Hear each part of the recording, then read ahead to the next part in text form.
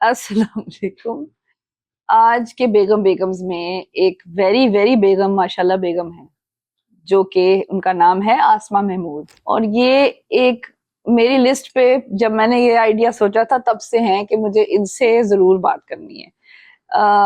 ये मुझे मिली थी क्या जब मैं नई नई कनाडा आई थी, और एक ऐसी पर्सन है जिन्होंने आर्ट, मैंने कभी आर्ट और कम्युनिटी का जो इन्होंने क्रिएट किया है एक सिस्टम, वो मैंने इस तरह कभी देखा नहीं जैसे शी हैज डन इट। और ये काम इस मुल्क में, बाहर के मुल्कों में करना बहुत बहुत मुश्किल होता है। और बहुत कम पाकिस्तानी हैं जो कि हमें नजर आते हैं आर्ट्स और कम्युनिटी, आर्ट कल्चर फील्ड्स में, मीडिया की फील्ड्स में यहाँ पे। तो इसलिए मैं आई एम रियली इंस्पायर्ड कि वो कैसे उन्होंने किया, और उनकी आखिर अप्रोच क्या थी जो कि इतनी डिफरेंट थी कि उन्होंने कहा कि नहीं भाई, ये नहीं, जो भी कोई कर रहा है या नहीं कर रहा, मैंने ये करना है। और मैंने हमारी साउथ एशियन कम्युनिटी के लिए, सिर्फ पाकिस्तानियों के लिए नहीं, जस्ट साउथ एशियन कम्युनिटी के लिए कनाडा में कुछ करना है। तो she has done so well माशाल्लाह। शी इज, एक तो she is an artist as well, लेकिन उन्होंने एक आर्ट ऑर्गेनाइजेशन के थ्रू कम्युनिटी आर्ट को बहुत इनकरेज किया है। उन्होंने यहाँ पे मिसिसागा में स्पेशली आर्ट स्पेसेस को बहुत ज़्यादा मतलब उसमें कंट्रीब्यूट किया है उन्होंने। साउथ एशियन म्यूजिक फेस्टिवल, जो कल्चरल फेस्टिवल होता है, मोज़ेक फेस्टिवल, मिसिसागा का बहुत फेमस, जो हर साल होता है। She is one of the founders of that. और उन्होंने इन सारी, उन्होंने जो अपनी कम्युनिटी की सर्विस करने के लिए जो प्रोजेक्ट्स किए हैं और कम्युनिटी बिल्डिंग के लिए जो प्रोजेक्ट्स किए हैं, उसकी वजह से उनको इवन कनेडियन गवर्नमेंट ने रिकग्नाइज किया है। उनको क्वीन एलिजाबेथ का अवार्ड भी मिला है, और उनको किंग चार्ल्स का भी अभी रिसेंटली कॉरोनेशन मेडल मिला है। So definitely someone you should know. Let's watch.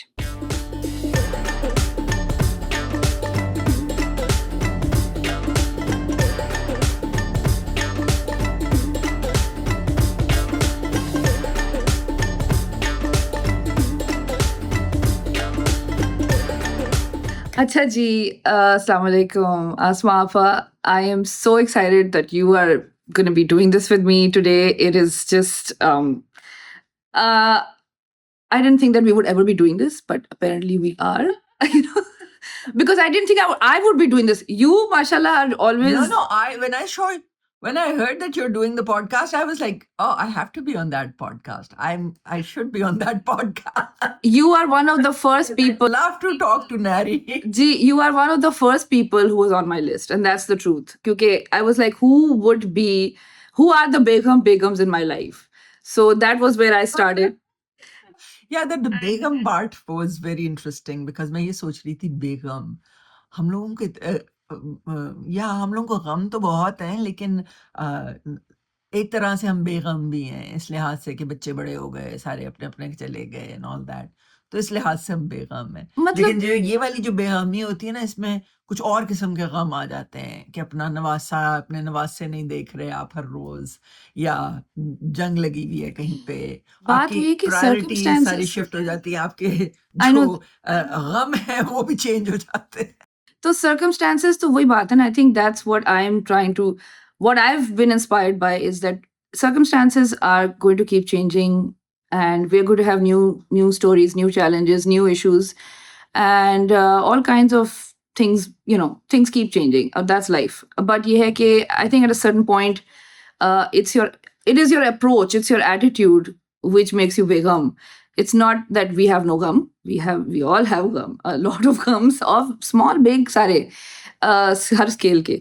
लेकिन ये कि it's just the attitude. Like, how do you look at life? And that's what I'm curious to talk about with you as well. I think हम लोगों की जो generation थी ना, जो हमारी अम्मा की भी generation थी, तो हम लोगों ने अपनी जिंदगी बहुत आसानी से गुजारी एक तरीके से। जो हमारा यूथ का फेज था या हमारा जो ग्रोइंग अप प्रोसेस था, वो बड़ा कंफर्टेबल, कन्वीनियंट था, क्योंकि एक ये रैट रेस नहीं थी, सोशल मीडिया नहीं था, कितनी सारी चीज़ें थी जो नई थी, और उनका ना होना हमारे लिए बहुत आरामदेह चीज़ थी। हम उसकी वजह से हमने अपनी ज़िंदगी एक सर्टेन इनोसेंस में गुजारी।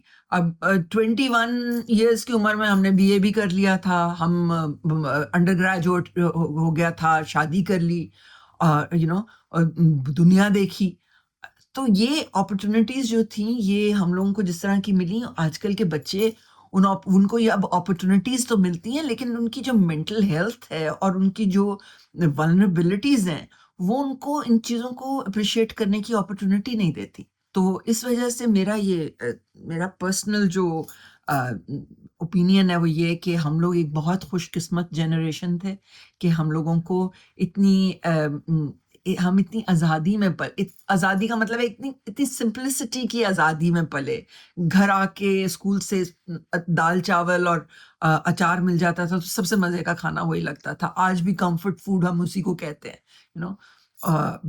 अगर फिल्म देखने को मिल जाती थी तो बहुत बड़ी बात होती थी। कैसेट्स बनती थी, गानों की जो कैसेट्स होती थी, कितना मुश्किल से म्यूजिक मिलता था। कान के साथ लगा के रखते थे। 4-5 कैसेट्स होती थी, उनके अंदर हमारी बस पूरी मता होती थी गानों की और सब कुछ। तो हम एक वो जनरेशन है जिसने ये सब कुछ देखा, और फिर हमारे साथ ट्रेजेडी पता है क्या हुई?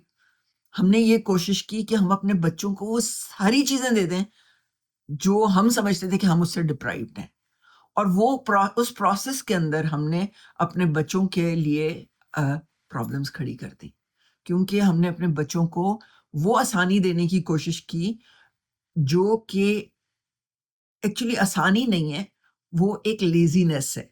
वो एक तरह से एक वेन्यू है जो आपको जिंदगी को पूरी तरह एक्सपीरियंस नहीं करने देती। It's also like a sign of the times, na? Ke there's been like we're in the information age where it's the kind of bombardment जो हमारे ऊपर हो रही है of information, of things, of access, of apps, of just it has so much change has happened in the last 20 years. I think हम social हमारा fabric ही पूरी दुनिया का change हो गया, right? It feels सही that. बात है। वो उसको बोलते हैं, हम फिलोसॉफिकल टर्म्स में हम उसको लॉस ऑफ इनोसेंस बोलते हैं, कि अब हमारे पास चॉइसेस इतनी ज्यादा हो गई हैं, हमारे पास सिलेक्टिव ऑप्शंस कम रह गई हैं, हमारे पास the whole world is your playground. जो अब जो टाइम आया है उसमें लोगों को सेलेक्टिव होना सीखना चाहिए कि मैंने क्या चीज देखनी है, मैंने क्या चीज पढ़नी है, मैंने किस किस्म की फिल्में देखनी है, मैंने अपने वक्त को कैसे यूटिलाइज करना है। हमारा सबसे बड़ा प्रॉब्लम आजकल ये है कि हमारे पास वक्त नहीं है, और वक्त इसलिए नहीं है क्योंकि हमारी डाइवर्सिटी बहुत ज्यादा हो गई है, डाइवर्जन्स बहुत ज्यादा हो गई हैं। तो कह रहे हैं ना कि attention has been commodified. It's attention that now, yeah. So that's the thing that we're always just struggling to give attention and organize our attention actually, कि हम किस चीज को दे रहे हैं, हम बच्चों को दे रहे हैं, हम काम को दे रहे हैं, हम मतलब what अपने आप को दे रहे हैं, किस तरह दे रहे हैं। I mean, it's just hard. It's like it's a lot of things have shifted so much कि वो चीज जो एक purity थी जो आप कह रही थी in your when you were growing up, that I think the luxury of time, just discovering things, just being curious. Talking to friends यार, हम लोग हमारा ऑब्जेक्टिव क्या होता था जब हम सुबह उठते थे? वो एक्साइटमेंट क्या होती थी? स्कूल जाएंगे, दोस्तों से मिलेंगे, उनके साथ बातें करेंगे, दैट वाज द एक्साइटमेंट। तो हम लोग, अल्लाह का शुक्र करो, हमारे पास 5 जोड़े होते थे, जूते ईद पे मिला करते थे, हम इतने खुश होते थे कि यार नया जूतों का जोड़ा आ गया। हाँ जी, it's like the age of consumption, right? It's consumption of everything, consumption of clothes, food, variety of things. हम लोग even मतलब बाहर से खाना भी इतना वो नहीं था easy जितना अब है, जैसे हम बचपन में, हमारे भी बचपन में। हमें याद है कि कोई महीने में एक दफा हमें जाना होता था। हमारे बना चाइनीज फूड बड़ा उनको पसंद था, तो हम महीने में एक दफा चाइनीज जाया करते थे। एक्चुअली हम age of gluttony, age of plenty में रह रहे हैं। उसके अंदर ये कि आपके पास ऑप्शंस तो बहुत हैं, लेकिन सेटिस्फैक्शन नहीं है, क्योंकि आपको पता नहीं है कि सेटिस्फैक्शन आएगी कैसे। मैं तुम्हें बताती हूँ क्या हुआ। सैटरडे नाइट फीवर आई फिल्म। अब अब्बू कनाडा आ रहे थे, अब्बू का कोई बिजनेस का काम था, तो अब्बू कनाडा आ रहे थे। तो अब्बू ने मेरे से कहा कि बेटा क्या चीज चाहिए कनाडा से? मैंने कहा बाजी 2 चीजें चाहिए। मैंने कहा एक तो मुझे बिकिनी चाहिए मुझे बहुत शौक था बिकिनी का। मैंने कहा एक पाकिस्तान मुझे के बिकिनी लिए चाहिए। पाकिस्तान के लिए हाँ, उस वक्त ज़िया-उल-हक का टाइम अभी नया नया आया था, कोई ऐसा मसला नहीं इतना सीरियस था। मैंने कहा एक मुझे बिकिनी चाहिए और दूसरी चीज मुझे चाहिए, मुझे सैटरडे नाइट फीवर का एलपी चाहिए। ओह तो जनाब दोनों चीजें आ गई। बिकिनी मैंने कसम ले लो मैंने जिंदगी में वो कभी ना पहनी। God I mean I can't imagine your dad सुनो स्कूल जाने के लिए ना मैं क्या करती थी, अपनी बिकिनी पहन के ना उसके ऊपर अपनी यूनिफॉर्म पहन लेती थी। तो मतलब मैं यहीं मतलब पे पहन कुछ सकती तो थी और हाँ कुछ नहीं हुआ उसका। कुछ तसल्ली तो लेकिन होना अब्बा ने वही ला मैंने के कहा दी, कहाँ देखो पहनती हूँ पाकिस्तान में नहीं पहनी भाई, वो सारी वो उसी तरह पता नहीं कहाँ चली गई। अम्मा ने कहीं मेरा ख्याल है छुपा छुपू के फेंक दी बाद में ना। तो फिर क्या होता था कि अच्छा एलपी आ गया वो। अब तुम यकीन करो पूरा इस्लामाबाद जो था ना वो मेरे घर आया वो एलपी देखने के लिए, डबल एलपी। उसमें था ओह सैटरडे नाइट फीवर का, वो इस हाँ तरह ऑफ करके कोर्स खुलता था। इतना मुश्किल था उस और वक्त तुम यकीन करो वो इतना बजता था, हमारे पास रिकॉर्ड प्लेयर था, वो एक वो नहीं होता था वो वाइनल वाले हाँ उसके अंदर वो बजता था। और फिर हमारे पास वो हमारे फ्रेंड्स आ जाते थे, वहीं पे हम डांस डूंस करके खुशबाश हो जाते थे। मतलब ये चीजें हमारे लिए इतनी इम्पोर्टेंट होती थी और यही चीजें जो थी हमें बहुत क्रिएटिव भी बनाती थी। हमारे पास वो नहीं होता था, बड़ा स्पीकर नहीं था, तो हमने क्रिएटिव घड़ा यानी ले रिसोर्सफुल यानी जुगाड़ दैट जुगाड़ exactly. improv yeah do you think you were like inspired by any particular women growing up like these are the women I want to be like when I grow up or you know were there people like that in your life uh, जब मुझे मेरी अपनी सफीना खाला मुझे बड़ी पसंद थी, मुझे वो इसलिए पसंद थी कि तो वो फनी बहुत थी, बहुत मजे की बातें करती थी। एंड आई ऑलवेज लाइक्ड कि मुझे मुझे सफीना खाला जैसा होना था, मुझे जमीला खाला जैसा होना चाहिए था। जमीला खाला डॉक्टर थी, बड़ी केपेबल औरत और वो भी बड़ी फनी। और तो ये लोग थे इनको मैं बहुत एडमायर करती थी। मेरी अपनी अम्मा से इतनी दोस्ती नहीं थी उस जमाने में जब मैं बड़ी हो रही थी, सच्ची बात है। और वो ये होता है कि हम लोग बात चीजें होती हैं जिनको हम अपनी माओं की कमजोरी समझते हैं और हम कहते हैं हमने कभी ऐसे नहीं करना। बाद में जब हम बड़े होते तो हमें पता चलता है कि वो कमजोरियां नहीं थी, वो हमारी माओं की स्ट्रेंथ्स थी। मेरे आइडियल मेरे अब्बू थे। मुझे तो मैं तो I still think I was mad about my father because अब्बू जैसे आदमी लोग मैंने बहुत कम देखे जिसने जिसने अपनी जिंदगी में सबके लिए काम किया, चाहे वो उसके अपने बहन भाई हों, चाहे वो उसकी बीवी के बहन भाई हों, फैमिली हो, सबके लिए सपोर्टिव, हमेशा प्रोग्रेसिव, बच्चों की जो अचीवमेंट्स थी उनको सेलिब्रेट करना, छोटी छोटी चीजों पे। हमारे घर में भिंडियां लगी हुई थी, अम्मी सब्जियां वगैरह बहुत, मेरी अम्मी बहुत अच्छी गार्डनर है, I know हाँ घर में होती थी ना। तो अम्मी ने क्या करना, तो भिंडियां लगी हुई थी, तो मैंने जनाब मैं छोटी सी थी, मैं मेरा ख्याल I was 5 years old 6 years old।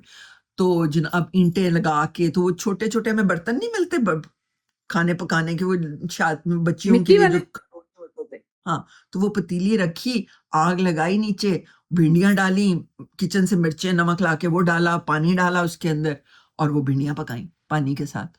और तुम यकीन करोगी कि मैं अब्बू के पास लेके गई कि मैंने भिंडियां पकाई आज। अब्बू ने मेरे अब्बू ने बैठ के रोटी के साथ वो भिंडियां खाई, पानी वाली, इतनी खौफनाक, मतलब स्वीट बेचारे घबराहट होती है।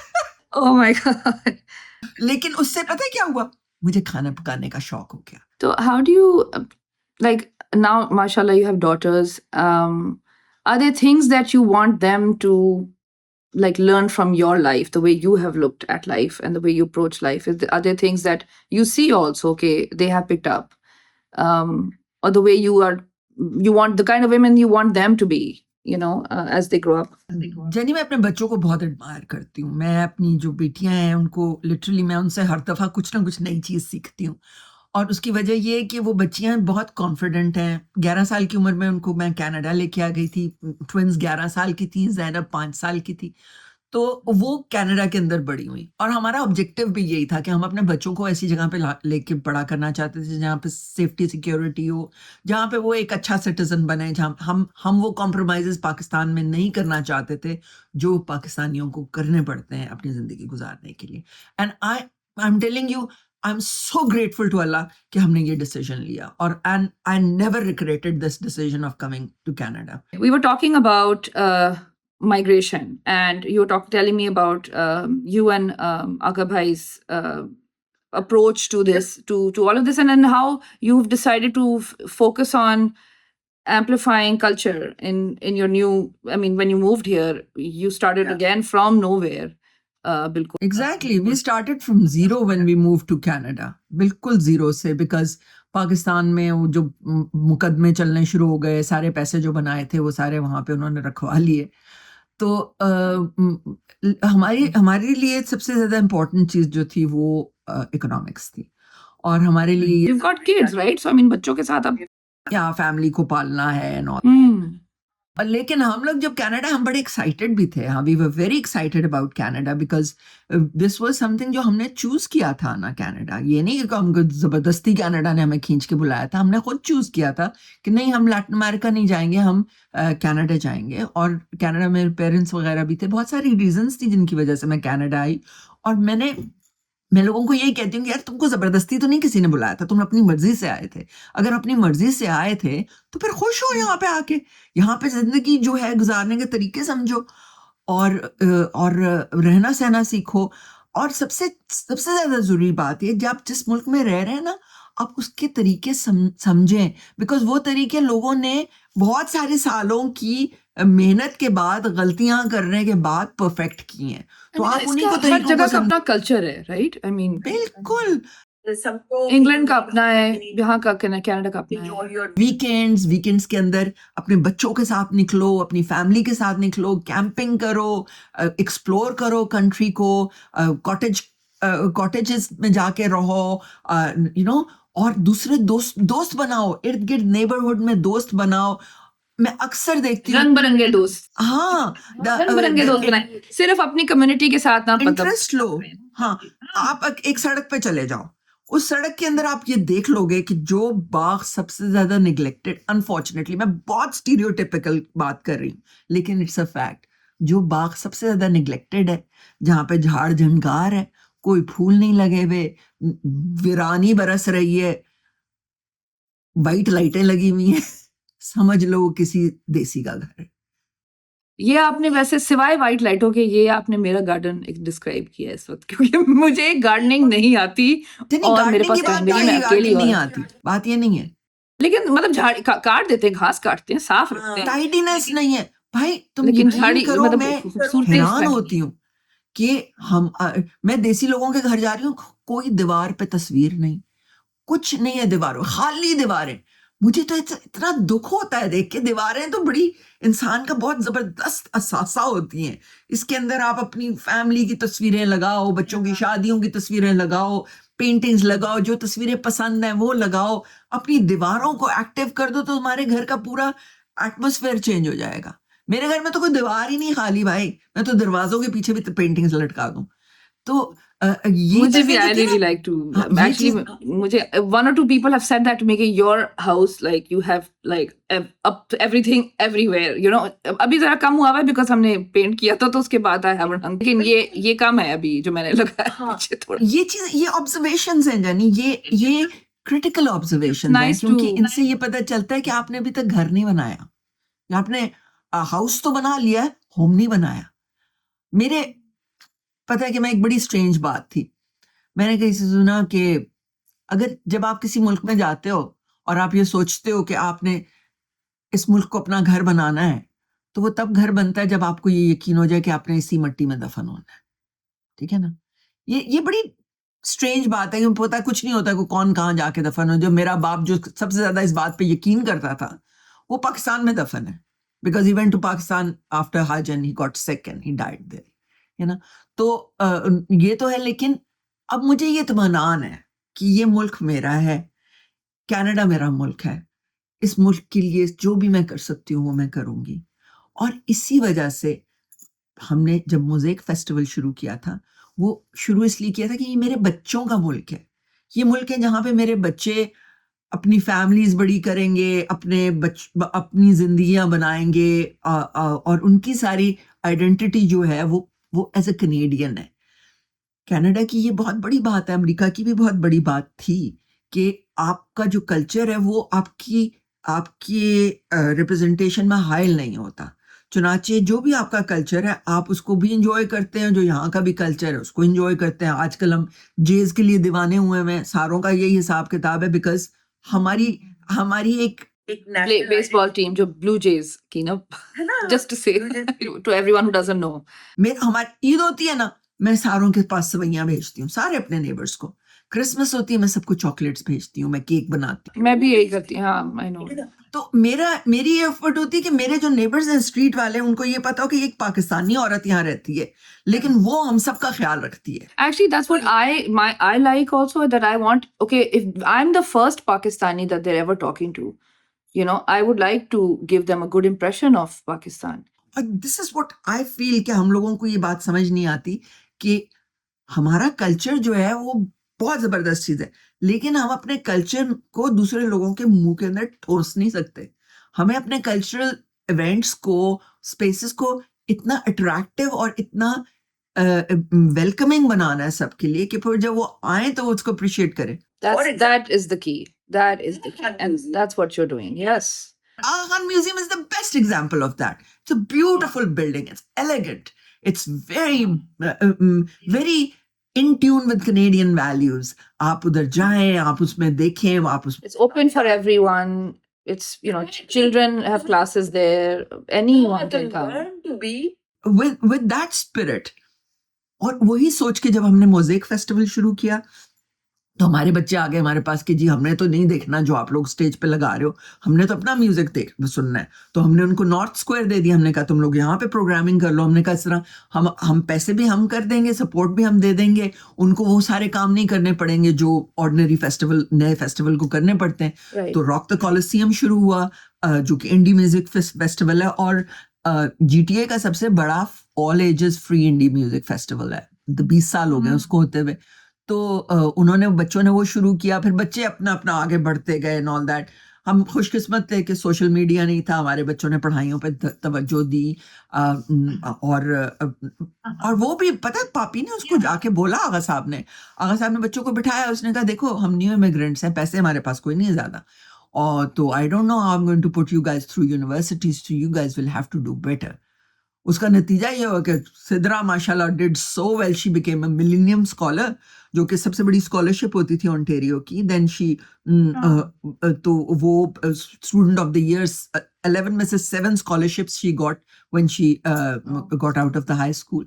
तो बच्चों ने दे डिड वेरी वेल। हमने कभी पुश नहीं वैसे किया, हम लोग खुद इतने हार्ड वर्किंग थे, तो हमारे बच्चे भी हार्ड वर्किंग थे, हर काम हम खुद करते थे, ठीक है ना। सिखाया हमने, अपने आप को सिखाया सारा कुछ करना। यहाँ की वैल्यूज पता है क्या है? टाइम के ऊपर बैठना, काम पे टाइम से काम पे उठना। मेरे बच्चे आते हैं कभी कभी, जैनब और करण आ जाते हैं यहाँ पे, उनका कोई काम है, शाम को इवेंट वगैरह है, तो वाटरलू से मेरे पास आ जाते हैं। आप यकीन करो 8 नहीं बजते, करण अपने कंप्यूटर पे बैठा हुआ होता है, जैनब अपने कंप्यूटर पे बैठी हुई होती है, और उसके बाद वो बच्चे वहां से हिलते नहीं है। ब्रेक होएगी, वो 20 मिनट की ब्रेक, वो करण तो वो भी नहीं लेता, पूरे 5 बजे अपना काम खत्म करेंगे। ये वर्क एथिक्स है, ये एथिक्स है, ये है वैल्यूज। पर ये यहाँ का कल्चर है, this is also culture of Sidra को उन्होंने कहा, मेरी सास ससुर वगैरह हमारे आए हुए थे, नेफ्यूज वगैरह पाकिस्तान से कुछ आए हुए थे लोग, तो उन्होंने कहा कि भाई सारे हम लोग ना जा रहे हैं आउट ऑफ टाउन। तो बुशरा को कहा कि, सिद्रा को कहा कि सिद्रा आप भी चलो हमारे साथ ना। और तो सिद्रा ने कहा नहीं ना दादू, मैं मेरा काम है, I have to go to work tomorrow. तो दादी ने कहा कि कोई बात नहीं, तुम कहो कि बीमार हो गई हो तुम।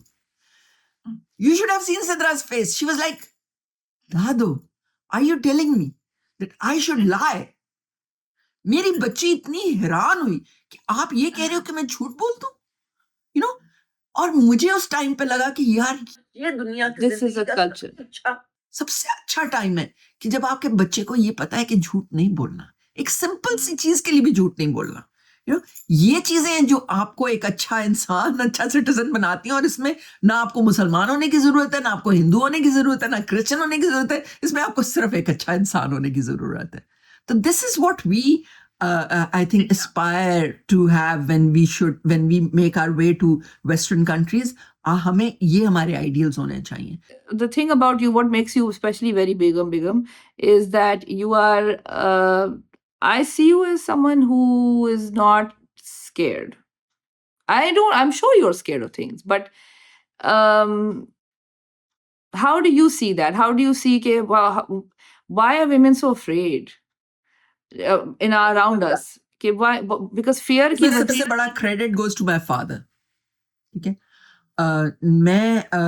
क्योंकि हम माशाल्लाह इतने बहन भाई थे, तो हमारा फैमिली का जो स्ट्रक्चर था, और हमारे नान के, हमारे दाद के, हमारे पेरेंट्स बहुत मिलनसार थे, तो हम लोग बहुत लोगों से मिलते जुलते, सारा कुछ था। एक तो वो था, उसकी वजह से कॉन्फिडेंस इंसान में आ जाता है। दूसरा, मेरे अब्बू हर चीज के अंदर मुझे पुश करते थे कि, और उसमें थोड़ा सा हिसाब किताब ये भी था कि आई वाज एपिलेप्टिक, सो हाँ, of my course. Father was specially mindful of this. तो मुझे अक्सर अब्बू कहते थे, बेटा कोई शादी वादी करने की जरूरत ही नहीं है, तो जो दिल करता है करो, जाओ के बाहर अपना कनाडा जाओ, इंग्लैंड जाओ, फलां करो, ये करो, इस तरह की अब्बू बातें मुझे कहते थे। तो मेरा दिमाग खराब करने में मेरे बाप का बहुत बड़ा हाथ है, थैंक्स टू हिम। और जब अब्बू ये बातें करते थे, मेरी माँ का जो था दिल बैठ जाता था, वो कहती थी हाय अल्लाह, इसकी तो शादी भी नहीं होनी, तो इसका तो कुछ भी नहीं होना।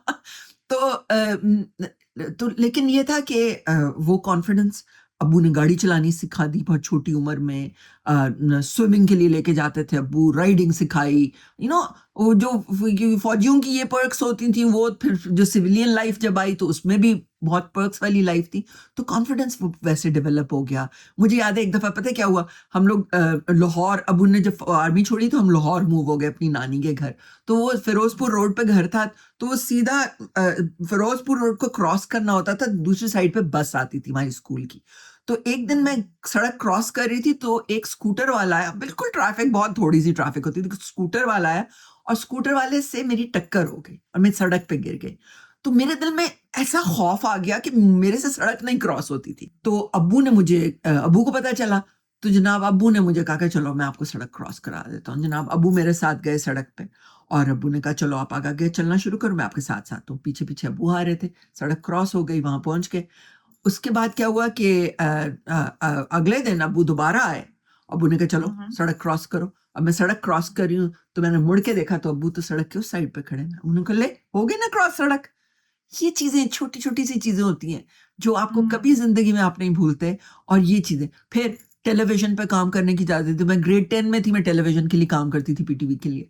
तो वो सारे कॉन्फिडेंस बिल्डिंग एलिमेंट्स थे जो मेरे अब्बू ने मेरी जिंदगी। डेफिनेटली, ये हर घर में नहीं होता था उस जमाने। और ऊपर से इस्लामाबाद इतना सेफ जगह थी, मैं आज भी अपनी दोस्तों को देखती हूँ मेरी तरह की ही हैं, they all very confident people, they all are raising their families with great pleasure really.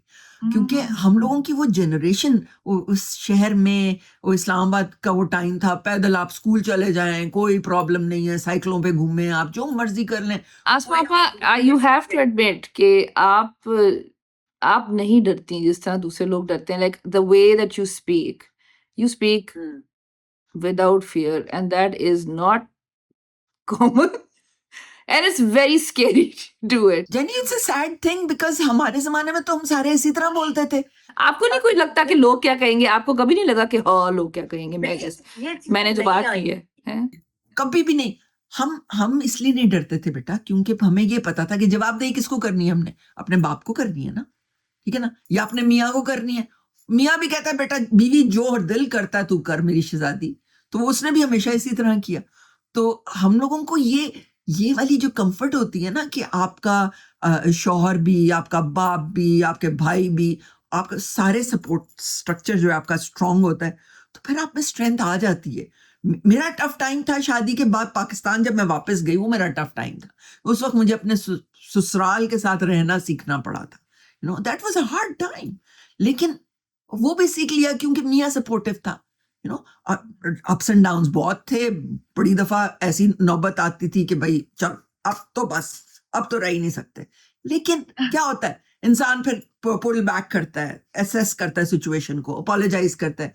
मेरे से किसी ने पूछा कि आपकी शादी को 40 साल हो गए इस साल, खैर से, तो क्या 40 साल कैसे गुजरे? मैंने कहा ऐसे गुजरे कि वो मुझे माफ कर देते हैं और मैं उनको माफ कर देती हूँ, ऐसे गुजरे, यू नो। ये जो एलिमेंट होता है ना माफी का, कि हम अपना दिल इतना बड़ा रखें कि अपनी प्यारे से छोटी बात हो गई है, कुछ हो गई है, लड़ाई भी हो गई है, चकचक भी हो गई है, तो वो उधर बैठा हुआ है, आप इधर बैठे हुए, तो एक बंदा उठ के जाके कहता है यार क्या बकवास है, सॉरी। you know. और बात हम है कि दूसरे इंसान को इंसान समझे, राइट? एग्जैक्टली। और फिर देखो लोग कोई भी माँ के पेट से ये सीख के नहीं आते कि मियाँ को कैसे हैंडल करना है, या अपनी सास को कैसे हैंडल करना है, या अपने बच्चे कैसे बड़े करने हैं। ये सारा रनिंग में हम सीखते हैं। This is all on action के दौरान हम सीखते हैं कि इन चीज़ों को कैसे नेविगेट करना है। अगर आपके पास साथी आपका सपोर्टिव है तो आप में वो कॉन्फिडेंस ज़्यादा अच्छा आ जाएगा, आप ज़्यादा अच्छा प्लान कर सकेंगे कि भाई मेरा मियाँ जो है वो मुझ पर ट्रस्ट करता है, मेरे मियाँ जो है वो मुझे ही ट्रस्ट के I will take the right decision, you know. अगर हमारे दिमाग में ये कीड़ा बैठा रहे ना कि नहीं उसको तो पता ही नहीं है, उसको तो आता ही नहीं है कुछ करना, मुझे ये चीज़ मुझे डिसीजन के लिए, या मेरी माँ के साथ ये बुरा सलूक कर देगी और फिर मुझे वो माँ के झगड़ों में बीच में घुस घुस के तुम अपनी बीवी से लड़ रहे हो, या वहां पे आपने पहली बात तो आपने अपनी बीवी का कॉन्फिडेंस डाउन कर दिया। दूसरा आपने ये कर दिया कि आपने जो पॉसिबिलिटी थी आप दोनों की इकट्ठे एक टीम के अंदर खेलने की, आपने वो खत्म कर दी। ये भी मुझे चीज आगा साहब ने सिखाई। मैं कोलंबिया में होती थी तो पता नहीं क्या बात हुई, तो मैंने किसी के सामने कोई बात ऐसी कर दी, गलत बात कर दी। तो जब मैं घर वापस आई ना तो आगा साहब ने मुझे बिठाया और मुझे कहा देखो बीबी, हम लोगों को दोनों को ये हमेशा याद रखना चाहिए कि हम एक टीम की तरफ से खेल रहे हैं, हम दोनों एक टीम की तरफ से खेल रहे हैं। ये नहीं हो सकता कि हम एक दूसरे के ऊपर गोल करना शुरू करते हैं। We can't do that. कभी भी हमने एक दूसरे के उस पर लेके मजाक एक दूसरे का नहीं उड़ाया कभी। मैं आज भी हम एक दूसरे के साथ बहुत इज्जत से बात करते हैं। हम लोगों के अंदर एक रिलेशनशिप तो है, मियाँ बीवी हैं, एक दूसरे के ऊपर चढ़े रहते हैं, एक दूसरे को पप्पियां करते हैं, सब कुछ करते हैं, ठीक है ना। लेकिन हम में एक इज्जत का वो भी है। हम अभी भी बहुत दफा होता है कि हम अपने कोई बात कर दें तो हम उसको सेस करते हैं कि यार ये हमने कोई, मेरे ख्याल टोन ठीक नहीं थी। यकीन करो हम अभी भी, I don't think I like this tone, I think we can make it better. हमारी शादियां वही ना, you consider each other human beings. एग्जैक्टly We're all, like you're on the same team. Exactly. हाँ Actually, that's the goal. Both are the same goals, right? absolutely The same values and the same goals, that makes all the difference. But what I wanted to ask you was that how do you define your happiness now? How do you define uh, your own happiness? कि what makes you just purely मैं content? अपनी walk पूरी कर लूं, जिस दिन मैं एक योगा का सेशन कर लूं, मैं बहुत खुश होती हूँ। अल्लाह का बड़ा शुक्र करती हूँ कि अल्लाह I am able to do that at 62। जिस दिन मैं बाहर की पहले बीज लगाती हूँ, बीज निकलते, मैं अल्लाह का बड़ा शुक्र करती हूँ, बड़ी एक्साइटेड होती हूँ। मेरी खुशियाँ जो है ना, मेरी खुशियाँ अपने बच्चों को देख के होती हैं। अपने बच्चों के लिए कोई खास चीज़ बना ली, उन्होंने अप्रिशिएट किया, उनकी शॉपिंग करके लाई, उनको पसंद आ गई चीज़, मेरी ये खुशियाँ हैं। मेरे लिए कोई इससे बड़ी खुशी नहीं होती। मेरे लिए खुशी ये कि मैं मतलब है कि बिग थिंग्स डोंट उनके वो मेरे लिए इम्पोर्टेंट, मेरे लिए छोटी छोटी चीज़ें ज़्यादा इम्पोर्टेंट हैं। मैं जो टाइम आगा साहब के साथ गुजार लेती हूँ बैठ के गपशप लगाते हुए, हम दोनों बैठ के कोई मूवी देख रहे हैं, उसको इंजॉय कर रहे हैं। और कंपेनियनशिप, मुझे कंपेनियनशिप बहुत खुश करती है आगा साहब की। We both enjoy each others company. क्यों हम किताबें पढ़ते हैं, हम शायरी की किताबें इकट्ठे पढ़ते हैं, हम रीजंस निकालते हैं कि हम कैसे एक दूसरे के साथ अच्छा टाइम गुजार लें। फिर जब उसको खाना, कभी ऐसा नहीं हुआ कि खाना मैंने बनाया हो और मैं, कभी कभी गंदा भी खाना बन जाता है तो वो मुझे बताता है कि नहीं नहीं आज मज़ा नहीं आया जी, ये नहीं थी। लेकिन जब मैं खाना बनाती हूँ बहुत इंजॉय करके खाता है। हम लोग अब प्रेफर करते हैं घर में खाना खाना, हालांकि हम बाहर जाके खा सकते हैं, लेकिन एक स्टेज आ गई अब जिंदगी की जब जब उन चीज़ों में इतना प्लेजर नहीं होता। दोस्तों के साथ कभी बैठ जाएं, वो शायरी की महफिल हो जाए, गपशप लगते हैं, वो हम बड़ा एंजॉय करते हैं। कॉटेज पे जाके काम करना हम एंजॉय करते हैं। कब 4 एकड़ के अंदर जंगल है पूरा वहाँ पे, वो उसके अंदर इतना दरख्त है, उन दरख्तों को काटना, संभालना, उनको ठीक रखना, इन चीज़ों में हम, इन चीज़ों में खुश होते हैं ज़्यादा। अपने हाथों से डेक बनाया, उस पे हम खुश हैं। आउटडोर शावर बना रहे हैं हम आजकल, वहाँ पे पॉन्ड खोदा वहाँ पे हम दोनों ने मिलके, ये चीज़ें हमें खुश करती हैं। Mashallah, I mean, that's just, it's your, this is again a privilege, and it's very, you're so lucky, mashallah, to have that, to figure this out. Because obviously you have to figure it out. It's not like anyone, कोई movies की तरह थोड़ी होता है कि बस दो लोग परफेक्ट थे एक दूसरे के लिए और बस वो परफेक्ट हो गए। मैं और आगा साहब वैसे वैसे अगर तुम देखो तो हम लोग एक बहुत ऑर्डिनरी कपल हैं, कोई खास बात नहीं। हमारी सिर्फ ये बात है, हम एक टीम के साथ की तरफ से खेलते हैं। हम आपस में बहुत डिस्कस करते हैं दूसरे लोगों के काम को अप्रिशिएट करना एंड ऑल दैट। ये बहुत बड़ी बात होती है, लोगों के अच्छे काम को अप्रिशिएट जरूर करो, कुछ भी हो जाए। उससे एक तो आपका दिल खुला रहता है, और दूसरा ये कि आपको कोई, आप जिसको कहते हैं ना खौफ, वो खौफ नहीं होता, वो कम आएगी का एहसास होता है। वो एहसास होता है कि आई am not good enough. This is very, very important because Asma Appa, this is something that we talk about even generally as Pakistanis, that we Pakistanis do get a little upset when people succeed. जैसे कि कई दफा लोग फवाद खान की बात कर रहे होते हैं या समथिंग कि, और ये मैंने आपके अंदर देखा था शुरू से ही कि you were very open to encourage and to contribute to somebody else's success, which not everybody does wants to do. वो उस तरह नहीं करते जैसे आप करें कि आप खुद किसी की ओनरशिप ले लेते हैं कि नहीं मैं आपकी हेल्प करूंगी और इससे मैं कोई छोटी नहीं हो रही, I am not going to get smaller, या मेरी अपनी इंपॉर्टेंस कम नहीं हो रही just because I'm helping someone do better or I'm helping them get into a better situation, whatever. तो आपने जैसे a lot of new artists और newcomers जो होते हैं, नए new immigrants होते हैं, I myself, आपने मेरी भी सही support की when I first met you, and I think that openness is beautiful, mashallah. It is what makes you a मैं Begum. बताती हूँ मेरी एक बात। मैंने ये भी बात मैंने बहुत पहले सीखी थी, और मेरे अब्बू से ही मेरा ख्याल है सीखी थी ये बात। जब हम कोई अच्छा काम किसी के लिए करते हैं ना, तो वो हम नहीं करते, वो अल्लाह हमें तौफीक दे रहा होता है। कोई काम, जिस दिन मैं अगर सड़क से कोई बोतल उठा लूं या कुछ उठा के गार्बेज बिन में डाल देती हूँ, मुझे ऐसा इत्मीनान होता है कि जी अल्लाह तूने मुझे तौफीक दी कि मैंने ये उठा के गार्बेज बिन में डाल दी। ये तौफीक अल्लाह ताला देता है हमें तो उन मौकों की तलाश रहती है जहां पे हम किसी के लिए कुछ कर सके। ये बड़ी खुशकिस्मती होती है इंसान की कि अल्लाह आपको तौफीक दे कि आप किसी की मदद कर सको। वरना फ्रैंकली स्पीकिंग ये अवेयरनेस आनी जरूरी तो नहीं है, लेकिन ये जब अगर आपके पास ये एबिलिटी है कि आप किसी की मदद कर सकते हैं, तो उससे बड़ी बात कोई नहीं है बेटा। ये तो एक सेटिस्फैक्शन है, इंसान का दिल धुल जाता है एक छोटा सा काम करके। मैं और आगा साहब का भी होता है, जब मौसम चेंज होता है ना, तो हम दोनों गार्बेज बिन्स उठाते, वो गार्बेज के लिफाफे उठाते हैं, ग्लव्स पहनते हैं, और हम वॉक के लिए निकल जाते हैं अपनी स्ट्रीट और इर्द गिर्द की स्ट्रीटों पे, और हम अपना वहां पे से गार्बेज उठाते हैं, उनमें डाल देते हैं थैले में। हमारे लिए वो एक बहुत डिलाइटफुल मौका होता है, हम बड़े खुश होते हैं ये काम करके, क्योंकि हमें लगता है कि हम एक इफेक्टिव मेंबर्स हैं इस कम्युनिटी के। इस मुल्क ने हमारे लिए इतना किया है, इतनी हमें सपोर्ट दी है, हम इतने खुश हैं इस मुल्क में, तो हम इस मुल्क के लिए जो कुछ कर सकते हैं हम करेंगे।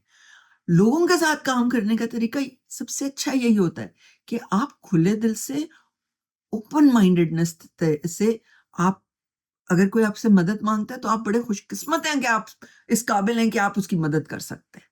हमेशा कीप दैट इन माइंड, तो फिर ऐसे काम होना ज्यादा आसान हो जाता है, आसान हो जाता है। प्रिविलेज होती है ये कि आपको कोई बंदा आपको इस काबिल समझता है कि वो आके आपसे मशवरा ले रहा है या मदद ले रहा है।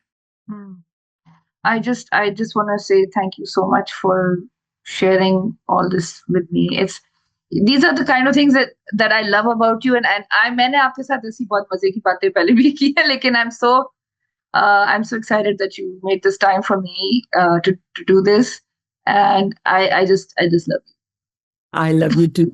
Thank you so much for having me on this show of yours. मेरा ख्याल है कि जब भी हम बात करते हैं, यूजुअली एक सरसरी तौर पे बात होती है, लेकिन हमारी वो एक अंडरस्टैंडिंग डेफिनेटली है। मैं तुम्हारी अम्मा की दोस्त हूँ, तो इस वजह से तुम्हें मैं हमेशा अपनी बेटी की तरह समझती हूँ, ये छोटी बहन की तरह समझती हूँ। लेकिन मैं एक बात तुमको भी ये बताऊँ कि तुम में जो क्वालिटी है, जो ओपननेस है, और जो तुम में एक इनोसेंस है, वो मैं हमेशा अप्रिशिएट करती हूँ। और ज़िंदगी के जो चैलेंजेस तुमको दरपेश हैं, मैं उनसे अवेयर भी हूँ, और मैं उनमें तुम्हारे साथ हमदर्दी नहीं करती, मैं तुम्हारे साथ खड़ी होती हूँ कि wherever I can be of any assistance, any help, I will be there. Thank you so much, Asma. Appa, I really appreciate your time today. And thank you everyone else for joining us. And I hope you'll check in with us next week.